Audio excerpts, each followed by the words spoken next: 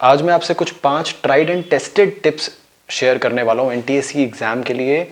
ये टिप्स अपना लो, एनटीएससी में बहुत ज़्यादा फायदा हो जाएगा, एनटीएससी क्लियर करने में बहुत ज़्यादा हेल्प कर सकती हैं टिप्स। तो आइए मैं बात करता हूँ सबसे पहली टिप के बारे में। शुरू करते हैं महाभारत की स्टोरी से। महाभारत की कहानी में आपको याद होगा, गुरु द्रोणाचार्य सारे पांडवों और कौरवों को लेके आए थे और एक जंगल में लेके आए, जिस जंगल में उन्होंने एक पेड़ पे चिड़िया बांधी थी, एक मिट्टी की चिड़िया। और उस मिट्टी की चिड़िया को बांध के वो एक एक करके सबको बुलाते हैं। दुर्योधन को बुलाते हैं, वो भीम को बुलाते हैं, नकुल सहदेव सबको बुलाते हैं और एक एक करके सबसे सवाल करते हैं कि बताओ तुम्हें उस पेड़ पे क्या नजर आता है, बताओ तुम्हें उस पेड़ पे क्या नजर आता है, ये बोल के कि तुम्हें उस चिड़िया पे निशाना लगाना है। अर्जुन आता है, अर्जुन से पूछते हैं, अर्जुन बता तेरे को उस पेड़ पे क्या नजर आता है। अर्जुन ने कहा, गुरुदेव मुझे चिड़िया की आंख नजर आती है। गुरु द्रोणाचार्य ने फिर कहा, अर्जुन ध्यान से देख, आसपास डालियां हैं, आसपास पत्ते हैं, तुझे क्या नजर आता है। गुरुदेव मुझे केवल चिड़िया की आंख नजर आती है। गुरु द्रोणाचार्य ने कहा, अर्जुन देख मैं तेरा गुरु हूं, तेरे बगल में खड़ा हूं, क्या आज तुझे मैं नजर आता हूं। अर्जुन ने कहा, क्षमा करना गुरुदेव, मुझे आज आप भी नजर नहीं आते, मुझे केवल और केवल चिड़िया की आंख नजर आती है, मुझे उस चिड़िया की नाक पे हिट करना है। गुरु द्रोणाचार्य ने कहा, ठीक है अर्जुन, खींच प्रत्यंचा, लगा दे निशाना। अर्जुन ने खींची प्रत्यंचा, लगा दिया निशाना। जैसे ही वो निशाना लगा या जैसे ही उसने वो तीर छोड़ा, सीधा जाके लगा वो चिड़िया की आंख पे। तो आपकी जो पहली टिप है, जो आज की आपकी जो पहली टिप है वो ये है कि जो एनटीएससी एग्जाम आप लोग देने वाले हैं वो एनटीएससी होना चाहिए आपकी बर्ड्स आई। यानी कि अगले कुछ दिनों तक, अगले कुछ समय तक, जब तक आप दे रहे हो, जब तक आप एनटीएससी का एग्जाम ना दे दो, तब तक के लिए तो आपके सामने एक ही लक्ष्य होना चाहिए, बर्ड्स आई आपके लिए एक ही होनी चाहिए, चिड़िया की आंख आपके लिए एक ही होनी चाहिए, वो है एनटीएससी जो आने वाला है, जिसके लिए आप हमेशा से तैयारी कर रहे थे। इस एनटीएससी की मैं बात करूं, आप लोग जानते हैं, आप लोगों ने सारी चीज़ें पढ़ी हुई, आपको सब कुछ आता है, बट आप लोग किसी भी तरीके के डिस्ट्रैक्शन में ना आइए इस दौरान, क्योंकि आप यूँ समझिए जो 10 दिन है बहुत ज़्यादा क्रूशियल है आपके लिए। अब क्या होता है, हम लोग कई बार अपना टाइम सोशल नेटवर्किंग साइट्स पे निकालना स्टार्ट कर देते हैं, कई बार टीवी देख के टाइम पास करने लगते हैं, कई बार ऐसी ऐसी एक्टिविटीज़ करने लगते हैं जिससे हम लोगों का जो डिस्ट्रैक्शन है वो हमारी चिड़िया की आंख यानी कि एनटीएससी से भटकने लगता है। हमारा जो ध्यान है वो उस जगह पे नहीं लग पाता जहाँ पे हमें 100% फोकस होकर ध्यान लगाना चाहिए। तो ये बहुत ज़रूरी है कि अगर आप चाहते हैं कि आप एनटीएससी क्लियर करो तो अगले कुछ दिनों तक, अगले कुछ समय तक, जब तक एनटीएससी ना दो तब तक एनटीएससी को चिड़िया की आंख मान लो, एक्सेप्ट करो। It is your bird's eye, you have to hit it, you have to hit it and it is only you who can hit it. Second tip की मैं बात करूंगा। सेकेंड टिप, जो सबसे इंपॉर्टेंट टिप मैं मानूंगा, वो ये होगी कि आपको ना पहचानना होगा, आपको एक ऐसी इंपॉर्टेंट चीज़ को पहचानना होगा जिसको हम लोग बोलते हैं कि आपको पहचानना होगा अपने प्रैक्टिस ग्राउंड को। आपको अपने प्रैक्टिस ग्राउंड को पहचानना होगा। मैं बताता हूँ आपको इस प्रैक्टिस ग्राउंड को पहचानने का एग्जैक्ट मतलब क्या है।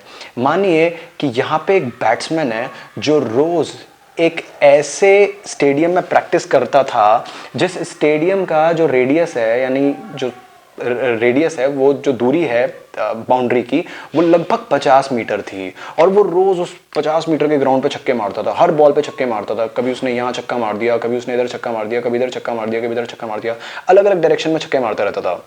बट एक दिन अचानक से उसको बोल दिया गया, चल एक काम कर, आज हम तेरे को एक नई जगह खिलाने ले चलते हैं, मैच, एक बड़े लेवल का मैच खिलाने लेके चलते हैं।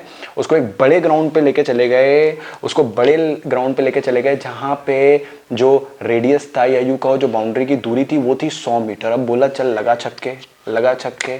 क्या वो लगा पाया छक्के? क्या वो मार पाया छक्के? वो नहीं मार पाया। वो उस दूरी तक पहुंच ही नहीं पाया जिस दूरी तक की उसने प्रैक्टिस कभी की ही नहीं थी। आज आप लोग इसी एग्जाम्पल से एक सीख लो यार, 50 मीटर की प्रैक्टिस करोगे तो आप 100 मीटर के ग्राउंड जितना लंबा छक्का नहीं मार पाओगे।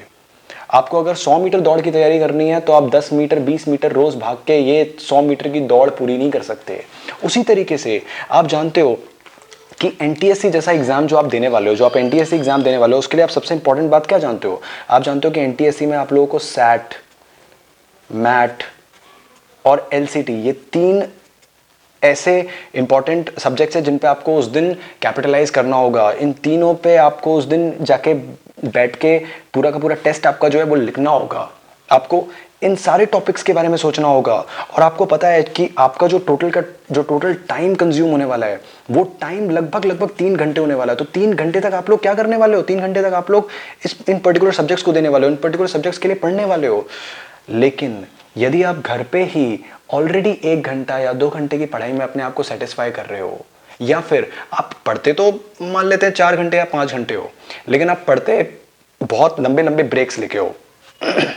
मान लेते हैं कि आपने पहले 1 घंटा पढ़ा और 1 घंटा पढ़ने के बाद फिर आप जो है 15 मिनट रेस्ट करने लगे, 20 मिनट रेस्ट करने लगे। फिर कभी आपने मान लो आधा घंटा पढ़ लिया, फिर आधा घंटा पढ़ के फिर आप मान लो आधे घंटे का ही फिर आप क्या करने लगे? रेस्ट करने लगे। यानी कि आपने कुछ टाइम पढ़ाई में डिवोट किया, फिर आप क्या कर रहे हो? कुछ टाइम अपना फालतू में वेस्ट कर रहे हो, जो आपको नहीं करना चाहिए। आपको एक जगह 3 घंटे नहीं बल्कि आपको 4 घंटे बैठ के पढ़ना चाहिए। यदि कोई मेरे को बोलेगा मेरे को 100 मीटर के ग्राउंड में खेल खेलना है, तो मैं 100 मीटर की थोड़ी तैयारी करूंगा, मैं तो 150 मीटर की तैयारी करूंगा। 150 मीटर जितने लंबे छक्के मारूंगा तब जाके हो सकता है मैं वो 100 मीटर भी अच्छे से क्लियर कर पाऊँ। तो ये हमारी सेकंड टिप है, इसको भी ध्यान में रखना, बहुत इंपॉर्टेंट टिप है ये। तीसरी इंपॉर्टेंट टिप है कि आप लोग ना अपने अपने कुछ कुछ जो मतलब सिलेक्टिव सब्जेक्ट्स हैं, या बोल सकते हैं सिलेक्टिव टॉपिक्स हैं, या जो जिन भी थ्योरेटिकल सब्जेक्ट्स, क्योंकि आपको पता है थ्योरेटिकल होता है एनटीएससी का पेपर, तो थ्योरेटिकल सब्जेक्ट्स के लिए आप लोग अपने अपनी क्या बनाओ? एक डायरी नोट्स बनाओ। डायरी नोट्स का मतलब होता है पॉकेट डायरी नोट्स। जैसे कि मान लो मेरे पास यहाँ पे ये एक पॉकेट डायरी है। अब इस पॉकेट डायरी में आप देखेंगे मैंने किस तरीके से ना यहाँ पे नोट्स तैयार किए हुए हैं। तो इस तरीके की आपको क्या है? नोट्स तैयार करने होंगे।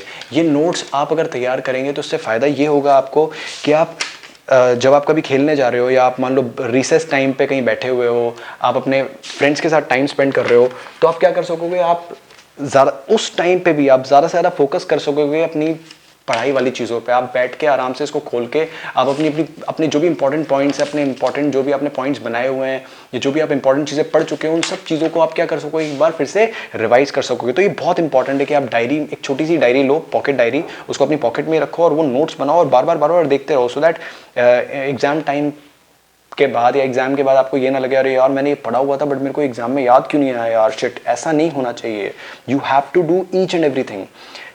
फोर्थ इंपॉर्टेंट पॉइंट, जो कि मैं हमेशा से मानता हूँ कि बहुत इंपॉर्टेंट है बट कई बच्चे बहुत ज़्यादा इग्नोर करते हैं, ये है drink more and more water. पानी को ज़्यादा से ज़्यादा पियो, ज़्यादा से ज़्यादा।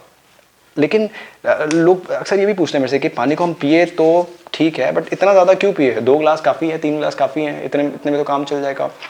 ऐसा नहीं है। अगर आप केवल 2 गिलास पानी पी रहे हैं और अगर आप 5 से 7 गिलास, इनफैक्ट अगर आप 7 गिलास से ज़्यादा भी पानी पी रहे हो तो पानी कितना भी पी लो उसमें कोई नुकसान नहीं होता बॉडी को।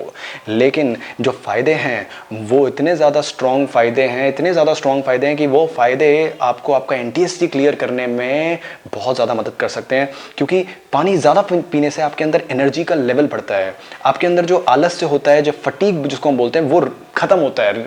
फटीग पूरी तरह से खत्म हो जाता है। आपके अंदर जितने भी हार्मफुल केमिकल्स हैं बॉडी के अंदर, सारे के सारे जो टॉक्सिन्स होते हैं वो सब के सब बाहर निकल जाते हैं। पानी उन सब चीज़ों को, उन हार्मफुल चीज़ों को बाहर निकाल देता है। आपके अंदर ज़्यादा मेंटल अवेयरनेस बढ़ती है। याद रहे कि जिस दिन आपका एनटीएससी होगा उस दिन आपको मेंटल एबिलिटी जैसा मैथमेटिक्स और न्यूमेरिकल सॉल्विंग जैसे या न्यूमेरिकल एनालिसिस वाले क्वेश्चंस भी करने हैं। न्यूमेरिकल एनालिसिस के लिए क्या इंपॉर्टेंट है? आपको क्या लगता है कि अगर आप एक मैथ का क्वेश्चन कर रहे हो, आपकी केवल और केवल उस समय की जो मेंटल अवेयरनेस जो आप जी, या जो बोल सकते हैं जो आपका आईक्यू है, केवल वो आपकी हेल्प कर सकता है? जी नहीं, आपके अंदर एक स्ट्रॉन्ग मेंटल अवेयरनेस होनी चाहिए कि मैं कैसे करूंगा उस काम को, कैसे अंजाम दूंगा उस समय मैं उस काम को, या कैसे उस समय मैं सोचूंगा कि इस पर्टिकुलर रीजनिंग में क्या होने वाला है नेक्स्ट। जैसा कि हम लोग देखते हैं मेंटल एबिलिटी में होता है।